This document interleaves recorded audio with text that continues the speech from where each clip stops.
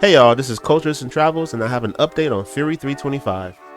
Carowinds released an official statement on the status of the coaster and procedures they will take to ensure an opening as soon as possible. If you want to read the statement yourself, I have the link in the description. But basically, the statement goes like this.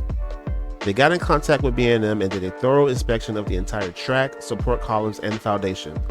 They discovered the cause of the fracture, though they didn't go into detail of what it was.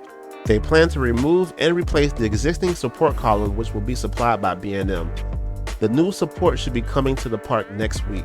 They then proceed to discuss the amount of testing and inspection needed before reopening the ride, which includes an accelerometer test, 500 full test cycles, and a final inspection from B&M before presenting to North Carolina Department of Labor for reopening. Of course, no date has been finalized, but Carowinds would be sure to update us when a date is feasible. Carowinds didn't have to do this, but it's good to see they care about their guests enough to issue a statement. While I knew the support was going to get replaced, I didn't know how long it would take, but thanks to the statement, I have a much clearer idea on when they may have Fury up and running. So with this new information, what are your thoughts on Carowinds' response? And when do you think Fury will reopen? Let me know in the comments below. That's all for this video, and as always, thanks for watching.